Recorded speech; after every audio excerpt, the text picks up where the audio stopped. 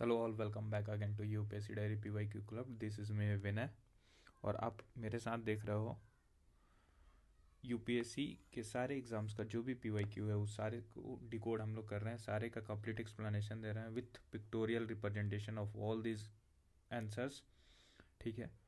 और ये हम सारे सीरीज जो है 2015 का जो फर्स्ट पेपर हुआ था वहाँ से स्टार्ट किए हुए हैं और आगे 2025 का जो सेकंड पेपर ख़त्म हुआ था वहाँ तक करेंगे। और ये किस लिए कर रहे हैं, जो भी 2026 में हमारे एनडीए और सीडीएस का एग्ज़ाम होने वाला है मार्च में, उसके लिए हम लोग कर रहे हैं। और फर्दर आगे जितने भी यूपीएससी के एग्ज़ाम्स होंगे उन सब के लिए यूज़फुल होगा, क्योंकि पीवाईक्यू हमेशा रिपीट होता है और यूपीएससी का ये नेचर रहा है कि हर पेपर में ऑलमोस्ट 40% क्वेश्चन जो है वो पीवाईक्यू से ही देना है।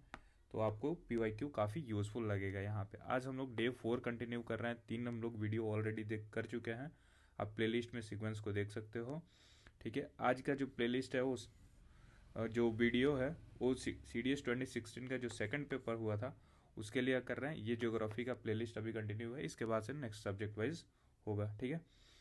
और पीडीएफ के लिए आपको मैंने पहले प्रैक्टिस करने के लिए देता हूँ आफ्टरनून में। ठीक है। और शाम को वीडियो पोस्ट करता हूँ, तो आप पीडीएफ आपको पहले प्रैक्टिस करना है तो you can join this Telegram group और वहाँ से पीडीएफ से प्रैक्टिस करना, शाम को वीडियो सोल्यूशन देख लेना। ठीक है। और ये डेली रहता है। तो ये है अपना टेलीग्राम ग्रुप लिंक। यहाँ पे आपको क्रैक CDS NDA 2026 ज्वाइन कर, मतलब इस ग्रुप को रेगुलर फॉलो करना है। और यहाँ पे ऐसे टारगेट पोस्ट होता है और शाम को उसका वीडियो एक्सप्लेनेशन पोस्ट होता है। ठीक है। ओके। आज का ये देखो, ये पिक्टोरियल रिप्रेजेंटेशन है पिछले सारे वीडियोस के, तो आप देख सकते हो। यहाँ पे हम लोग नेक्स्ट आज का जो टारगेट है वो हम लोग करते हैं। आज का जो हमारा पेपर है 2026 का, इसमें क्या है कि ज्योग्राफर रिव्यू देखते हैं फ्रॉम को टू कॉस्मोस, यानी कि एक विजुअल सिंथेसिस है किस चीज़ का। सीडीएस जो भी सेकंड पेपर है 2016 का जनरल नॉलेज पेपर का, हमारा मिशन क्या है यहाँ पे कि डिकोड करेंगे सारे 2016 के सीडीएस का पेपर।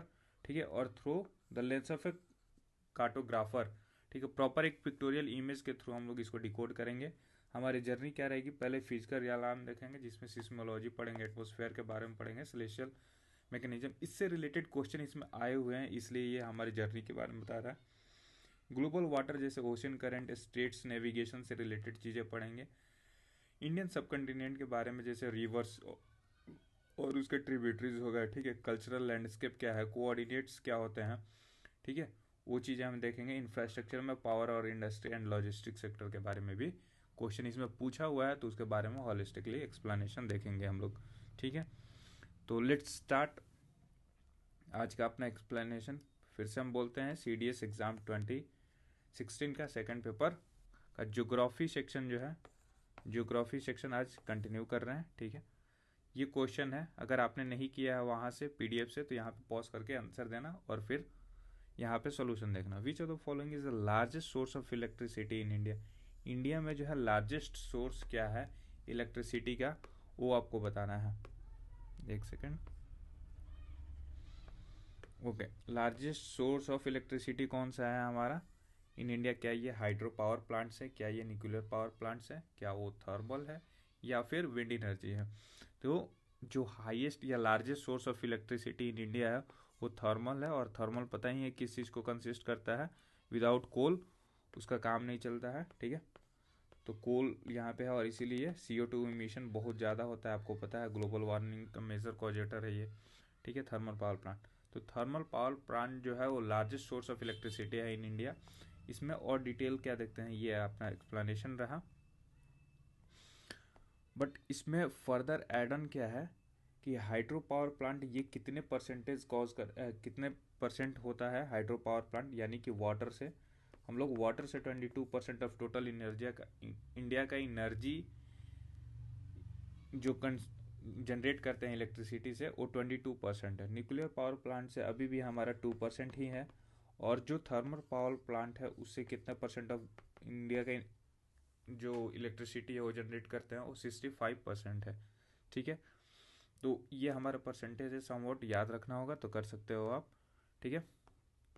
नेक्स्ट क्वेश्चन पे चलते हैं हम लोग कि with reference to earthquake which of the following, earthquake बारे में है, which of the following statement are correct बताना है।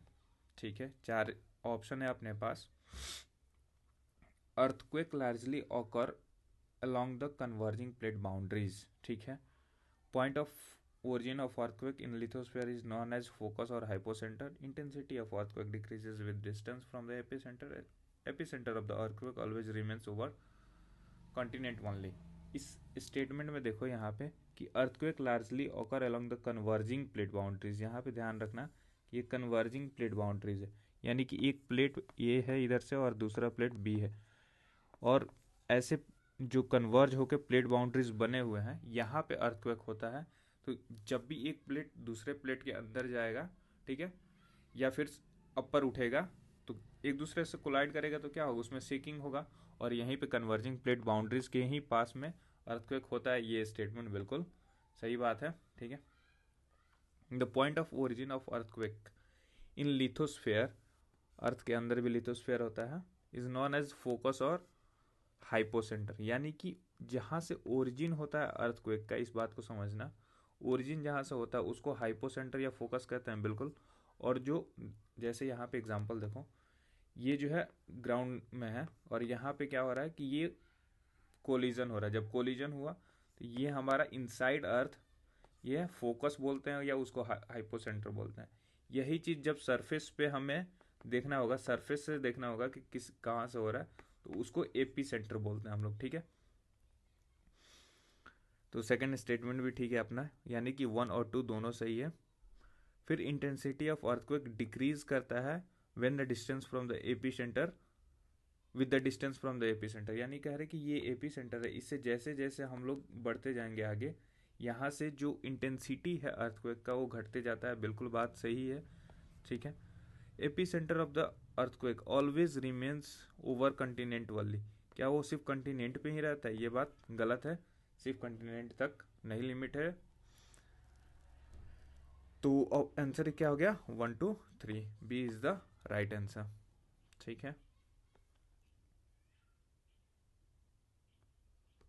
यहाँ पे देख लेना जो स्टेटमेंट गलत है उसका सोल्यूशन क्या है, कि the epicentre is not restricted to continent, it occurs over the oceanic crust as well. ठीक है, नेक्स्ट क्वेश्चन है कि with regards to water transportation in India which of the following statement are correct. Correct देखना है। Headquarter of central inland water authority, यानी कि जो inland water authority है हमारा इंडिया का, वो भी central inland water transport cooperation, ये कहाँ पे है? दिल्ली में कह रहा है। तो ये बात गलत है, यहाँ पे central inland water transport cooperation Delhi में नहीं होके कोलकाता में है। ठीक है, headquarter of inland waterways authority of India, ये कहाँ पे है? नोएडा में। ये बात बिल्कुल सही है। ठीक है, national inland navigation institute is located at Kolkata, तो ये बात गलत है। नेशनल नेविगेशन इंस्टीट्यूट जो है, इनलैंड नेविगेशन इंस्टीट्यूट, ये कोलकाता में नहीं, ये पटना में है, बिहार में। ठीक है, first national inland waterways was between Haldia and Allahabad, तो ये स्टेटमेंट बिल्कुल सही है, हल्दिया एंड इलाहाबाद के बीच में। तो अपना सही स्टेटमेंट कौन सा मिला? 2 और 4, तो सी इज द करेक्ट आंसर। और बाकी करेक्शन क्यों है वो चीज़ देख लिया आपने कि कोलकाता और पटना में। ओके, नाउ ये देखो, ये कोऑर्डिनेट से रिलेटेड क्वेश्चन है कि if the latitude and longitude extent of an Indian state और यूटी इज 15 14, यानी कि 15 degree 14 minute 0 seconds north to 14 degree 53 minute and 15 second ये है, यानी कि इसका लैटिट्यूड जो है वो मात्र 1 डिग्री का डिफरेंस है। ठीक है, मैक्सिमम, एंड 74 20 13 ईस्ट टू 74 14, और ये जो है लॉन्गिट्यूडनल एक्सटेंट ये और भी छोटा है, यानी कि एकदम ऐसे एकदम छोटे स्टेट की बात कर रहा होगा। पुडुचेरी, चंडीगढ़, गोवा और दिल्ली ये सारे छोटे ही हैं। ठीक है, बट हम एक्सटेंट देखेंगे तो दिल्ली तो आपको पता है ना कि नॉर्थ ट्रॉपिक ऑफ कैंसर से ऊपर है, दिल्ली और चंडीगढ़ दोनों जो है ट्रॉपिक ऑफ कैंसर से ऊपर है। जब ऊपर होगा तो 23.5 डिग्री से ऊपर होगा, ठीक है। तो यहाँ पे 15 डिग्री आया नहीं, तो इसलिए दोनों ऑप्शन अपना कट गया। पुडुचेरी देखोगे और गोवा देखोगे, तो पुडुचेरी जो है वो थोड़ा सा नीचे है, यानी कि पुडुचेरी जो है अराउंड 10 डिग्री के अराउंड आता है। ये नहीं होगा, इसका एक्सटेंट गोवा होगा। और ये देखो, ये गोवा का है, पुडुचेरी यहाँ के अराउंड है, ठीक है। तो उसका जो है सीक्वेंस 10 के अराउंड होगा या 12 के अराउंड होगा, है ना। ओके,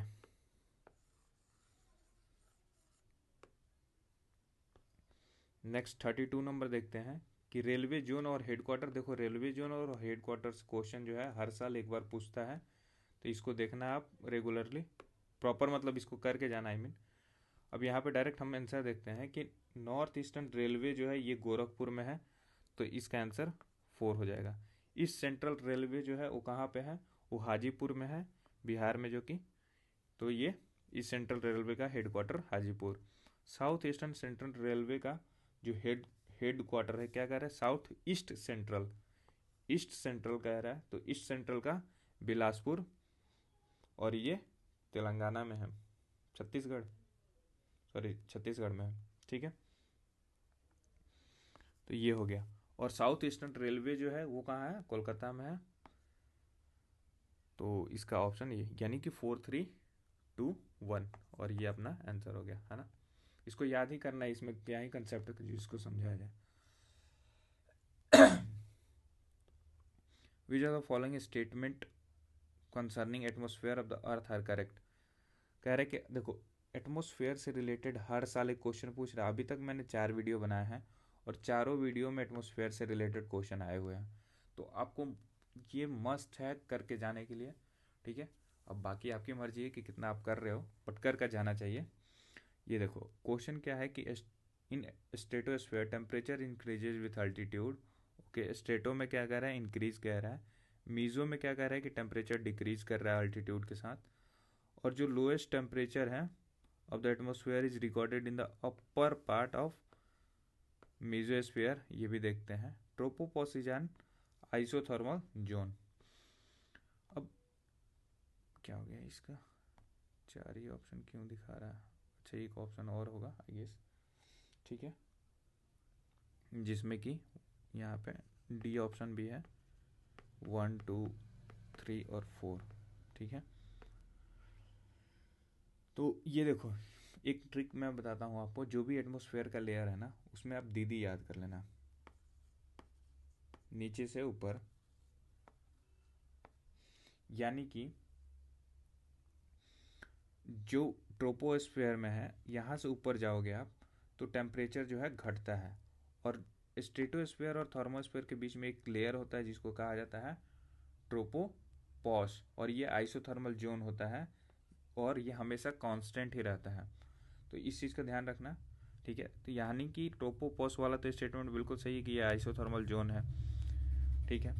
फिर थर्ड नंबर जो पहला स्टेटमेंट था स्ट्रेटोस्फेयर का, अब स्ट्रेटोस्फेयर में क्या होता है, यहाँ पे सारे जो एरोप्लेन होते हैं वो सब चलते हैं, ठीक है। ओजोन लेयर यहीं पे पाया जाता है। टेम्परेचर इंक्रीजेज विथ, यहाँ पे टेम्परेचर इंक्रीज होता है, ठीक है। जैसे जैसे इसका हाइट बढ़ेगा वैसे वैसे टेम्परेचर इसका इंक्रीज होते जाएगा। तो यहाँ पे क्या कह रहा है कि स्ट्रेटोस्फेयर में टेम्परेचर जो है इंक्रीज करता है विथ अल्टीट्यूड, ये बात बिल्कुल सही है, ठीक है। फिर मीजोस्फेयर में क्या है कि मैंने बोला है कि डिक्रीज होता है, ये डिक्रीज इंक्रीज डिक्रीज और इंक्रीज, ये क्या है, टेम्परेचर है, ठीक है। नीचे से ऊपर याद करना बहुत सही रहेगा। मेसोस्फीयर में क्या होता है, temperature decreases with altitude and contain the lowest temperature in the atmosphere. Mesosphere में लोएस्ट टेम्परेचर, सबसे ज़्यादा सबसे कम जो टेम्परेचर होता है कौन से लेयर में होता है, मेसोस्फीयर में। और यहाँ पे देखो अल्टीट्यूड के साथ वो डिक्रीज होता है, ये भी सही है। और जो लोएस्ट टेम्परेचर है वो कौन से लेयर में होता है, मेसोस्फीयर में ही होता है। अपर पार्ट जो इसका होता है ना वो यहाँ पे सबसे। और थर्मोस्फीयर में फिर से क्या होता है कि टेम्परेचर इंक्रीज होने लगता है, ओके। तो ये जो दीदी वाला ट्रिक है वो आप याद रखोगे आई होप, और अच्छा भी लगा आपको, ओके। तो इसका आंसर जो है डी हो जाएगा। नाउ नेक्स्ट क्वेश्चन है 34 नंबर। प्लेस और इंडस्ट्री से रिलेटेड क्वेश्चन हर साल ऑलमोस्ट अभी तक तो 4 सालों में पूछा ही है। नए नए industries, I guess human geography का जो बुक है एनसीईआरटी का, वहाँ से काफ़ी सारे क्वेश्चन ऐसे पूछ रहा है। ठीक है, तो इसको करके जाना चाहिए। एक बार यहाँ पे आप लोग देखो, अब ये जो क्वेश्चन है यहाँ पे कह रहा है बोंगीगॉन, कोरापुट, पिंजौर और सिरपुर, ये सब जो है ये प्लेस है, और इस यहाँ पे कौन कौन सी इंडस्ट्री है, किस चीज़ से रिलेटेड, वो चीज़ हमें बताना है। तो जो इंडस्ट्रीज़ है यहाँ पे वो देखो कि बोंगीगॉन में कौन सी इंडस्ट्री है, तो फार्मास्यूटिकल की इंडस्ट्री है, और ये कहाँ पे है, असम में। ठीक है, कोरापुट जो है वो कहाँ पे है, इसमें एयरक्राफ्ट इंडस्ट्रीज है, और ये कहाँ पे, कोरापुट उड़ीसा में है। ठीक है, ये ऐड ऑन हुआ अपना। फिर पिंजौर में कहाँ, पिंजौर में कौन सी इंडस्ट्रीज है, तो यहाँ पे मशीन टूल्स की इंडस्ट्रीज है, और ये पिंजौर कहाँ पे है, हरियाणा में। ठीक है, सिरपुर जो है यहाँ पे पेपर इंडस्ट्रीज है, और ये कहाँ पे है, तो ये है छत्तीसगढ़ में। ठीक है, तो अपना आंसर क्या हो गया, 4321, और ऑप्शन बी होएगा। ठीक है, आई होप कि ये इन्फॉर्मेशन सही लगा होगा। देखो यहाँ पे बोंगिंगन कहाँ पे है, ये क्या मैच कर दिया है, पागल है क्या। ठीक है, ये इसको हटा दो, रुक जाओ। ठीक है,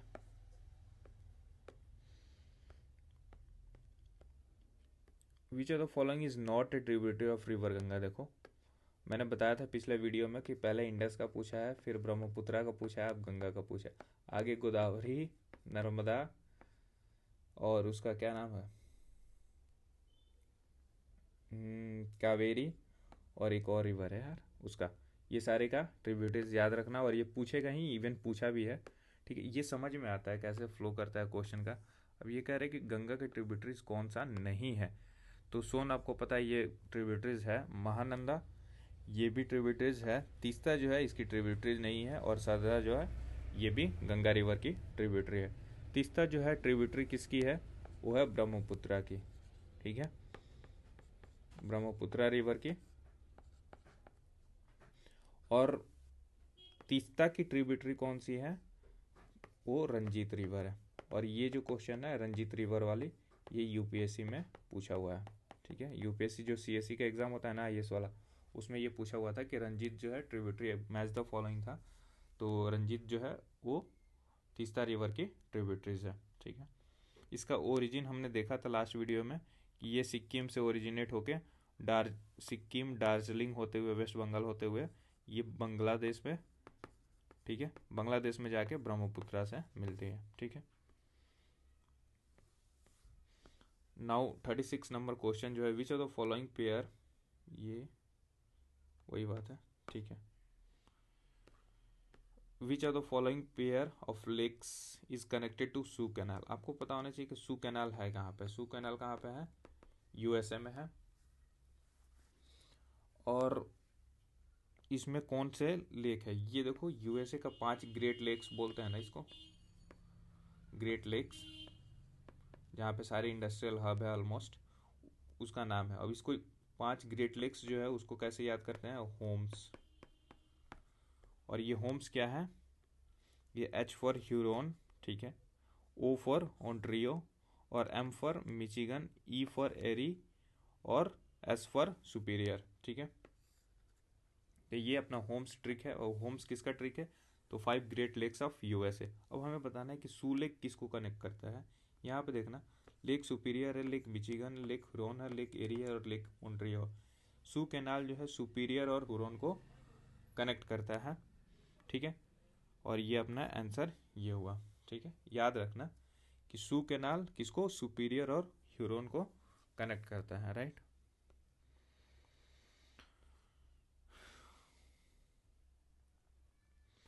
अब ये हमारा स्ट्रेट और ये वाटर बॉडीज। तो ये काफ़ी इंपॉर्टेंट है, इजी होता है याद करना, एक बार सही से वर्ल्ड मैप देखोगे याद हो जाएगा। बताना है आपको कि स्टेट ऑफ हॉर्मोज किससे कनेक्टेड है, तो कहाँ पे है, तो गल्फ ऑफ पर्सिया में है स्टेट ऑफ हॉर्मोज, ठीक है। फिर स्टेट ऑफ बाबेल मंडप, ये जो है रेड सी में है, जो कि यहाँ पे सोमालिया के पास में पड़ता है, ये रेड सी। अभी पिक्टोरियल दिखाते हैं। स्टेट ऑफ मलक्का जो है वो तो गेटवे ऑफ ट्रेड कहा जाता है, जावा सी के पास में है, सॉरी अंडमान सी के पास, वेरी सॉरी, ठीक है। स्टेट ऑफ सुंडा स्टेट जो है वो कहाँ पे है, तो वो है जावा सी के पास। तो ऑप्शन जो है इसका डी ऑप्शन हो जाएगा आंसर, डी आंसर 4-3-2-1। ये पिक्टोरियली देख लो कि स्टेट ऑफ हॉर्मोज जो है, जो पर्शियन गल्फ है, पर्शियन गल्फ को गल्फ ऑफ ओमान से कनेक्ट करता है, कौन सा, स्टेट ऑफ हॉर्मोज, ठीक है।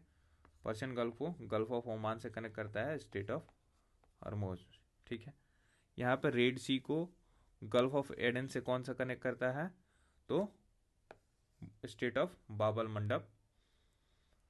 यहाँ पे देखो स्टेट ऑफ मलक्का है, स्टेट ऑफ मलक्का को कौन सा कनेक्ट करता है, इंडियन अंडमान सी से कनेक्ट करता है, और यहाँ पे साउथ चाइना सी है, ठीक है।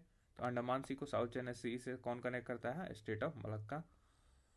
और यहाँ पे जावा सी, यहाँ पे सुंडा स्ट्रेट है, ये किसको, साउथ चाइना सी को कनेक्ट करता है इंडियन ओशियन से, कौन सा, तो सुंडा स्ट्रेट। सुंडा स्ट्रेट जो है यहाँ पे पता है आपको सुमात्रा और जावा है, और जावा के बीच से सुंडा स्ट्रेट निकलता है, ठीक है। ये हमारा पिक्टोरियली क्लियर हो गया। चलो नेक्स्ट देखते हैं 42nd नंबर क्वेश्चन, कि जो भी ओशियन करंट, ऑब्वियसली हर साल एक क्वेश्चन पूछा हुआ है इससे, तो Agulhas current, Humboldt current, Labrador current, Falkland current, ये जो है इसका कंट्रीज बताना है कि इसके अराउंड है। तो ऑगलस करंट आपको पता है कि ये जो है साउथ अफ्रीका के पास में है, इसका 2 हो गया। हम्बोल्ट करंट या इसको पेरुवियन करंट भी बोलते हैं, तो ये हो गया अपना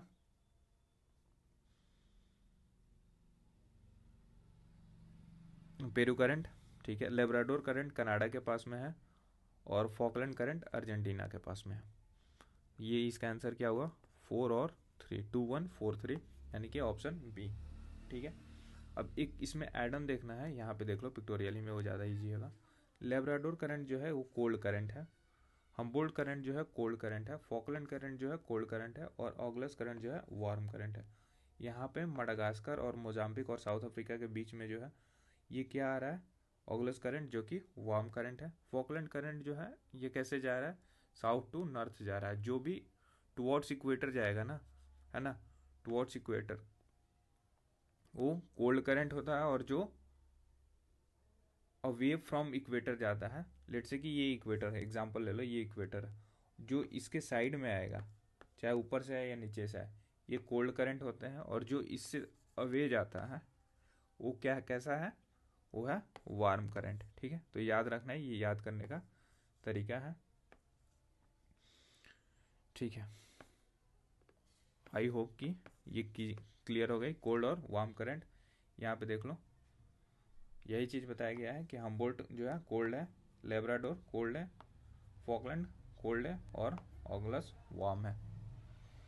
इसका ट्रिक भी है, ट्रिक हम लोग दूसरे वीडियोस में देख लेंगे, या फिर शॉर्ट्स में आप देख लेना, वहाँ पे डाला हुआ है।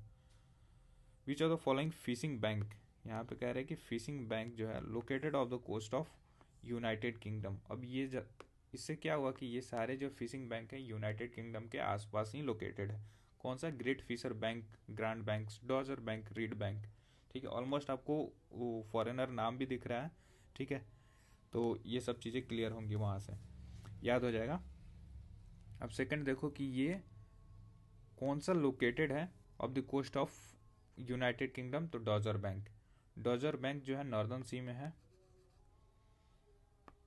जो इंग्लिश चैनल है ना, इंग्लिश कैनाल बोलते हैं उसको, चैनल बोल रहा हूँ, इंग्लिश कैनल फ्रांस और यूके के बीच में, वहाँ पे है डॉजर बैंक, ठीक है। ये फिशिंग ग्राउंड बनाता है वहाँ पे, तो ये अपना आंसर हो गया। नाउ इसमें एड ऑन क्या देखना है कि जो ग्रेट फिशर बैंक है वो कहाँ पे है? ये डेनमार्क के पास है, डेनमार्क के पास में नॉर्दर्न सी में, है ना। ग्रैंड बैंक्स ये कहाँ पे है? ये कनाडा के पास है, कनाडा के पास में जो न्यू फाउंडलैंड है ना वहाँ पे, ठीक है। और रीड बैंक कहाँ पे है? तो ये साउथ चाइना सी में है, राइट। तो ये याद रखना आप, काफ़ी वैल्यू एडिशन हुआ है, सारे ऑप्शन का एनालिसिस। आई हो, मुझे नहीं लगता कि ऐसा कोई टीचर अभी आपको बताता होगा, बट चलो ठीक है। Power plant and state, Satpura, यहाँ पे 44 नंबर क्वेश्चन जो है, ये सतपुरा कहाँ पे है? तो मध्य प्रदेश में है, ठीक है। दुवरन कहाँ पे है? दुवरन जो है ये गुजरात में है। तांकापुर, तांकापुर कहाँ पे है? उत्तराखंड में है। और दाभोल कहाँ पे है? महाराष्ट्र में है। तो ये 4312 ऑप्शन ए जो है इसका राइट आंसर हुआ। यहाँ पे देख लो, टांकापुर उत्तराखंड, ठीक है, सतपुरा एमपी, दाभोल महाराष्ट्र, और ये कौन सा है? दुवारन गुजरात, ठीक है। नेक्स्ट क्वेश्चन पे चलते हैं। लास्ट 3 क्वेश्चन बचे हुए हैं, 4 क्वेश्चन, आप उसको देख लेना proper. Which of the following जो है इज नॉट करेक्ट, और नॉट करेक्ट कौन सा है? कह रहा है कि सिंगजिंग, ये क्या है? Position of sun earth and moon is in a straight line of 180 degree. जब तीनों स्ट्रेट लाइन में आते हैं तो उसको SYZYY कहते हैं, SYZYGY कहते हैं, ओके। देखते हैं हम आगे। जब कंजक्शन होता है causes solar Eclipse, SYZYGY conjunction causes solar Eclipse. आगे देखते हैं, और सेम वैसा ही है ऑप्शंस। इसका आंसर जो है ये होता है कि SYGY और ZY और GY जो है conjunction occur at time of perihelion only. ये बात गलत है, यहाँ पे ओनली नहीं होता है, पेरीहिलियन के टाइम पे ही नहीं होता है, सिर्फ एफेलियन के टाइम पे भी होता है। पेरीहिलियन और एफेलियन क्या होता है? व्हेन पेरीहिलियन इज, जब अर्थ जो है नियरेस्ट टू द सन होता है तब पेरीहिलियन का कंडीशन आता है, और जब फारदेस्ट होता है तब एफेलियन का कंसेप्ट आता है। बट सिर्फ SYZYGY कंजक्शन जो है सिर्फ पेरीहिलियन के टाइम पे नहीं आता है, दोनों टाइम पे होता है, ठीक है। नॉट करेक्ट ही पूछा है हमसे, और बाकी तीनों स्टेटमेंट सही है कि जब तीनों जो है अलाइन कर जाते हैं 180 डिग्री पे तो SYGYZY होता है। ये जो है सोलर इक्लिप्स के टाइम पे होता है, और SYG occurs eight lunar causes, ये लूनर इक्लिप्स भी जब ये अपोजिट साइड में होते हैं एक दूसरे के, यानी कि मून जो है यहाँ पे चला जाता है, ये मून आ जाता है, और अर्थ बीच में आ जाता है सन और मून के, तब जो है वो लूनर इक्लिप्स भी होता है, और ऐसे ही दोनों कॉज करते हैं। यानी कि ये तीनों statement first, second and third सही है, और फोर्थ गलत है, राइट। 47 में which of the following is not related to wind erosion. Wind erosion से कौन सा एसोसिएटेड नहीं है? तो इसका आंसर है विंड गैप। बाकी तीनों जो है वो रॉक इरोजन है,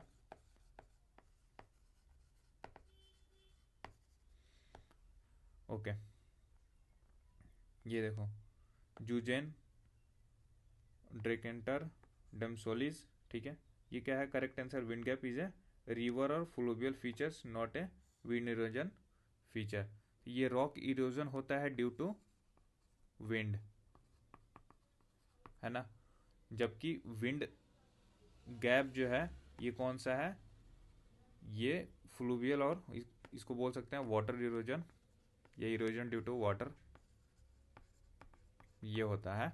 विंड गैप वाटर की वजह से होता है, ना कि विंड की वजह से। जूजन, ड्रेकेंटर और डोमिसेले ये जो है रॉक इरोजन है ड्यू टू विंड, और ये कहाँ पे होता है? डेजर्ट्स में होता है, ठीक है। इसका पिक्टोरियल इमेज यहाँ पे आप देख लो।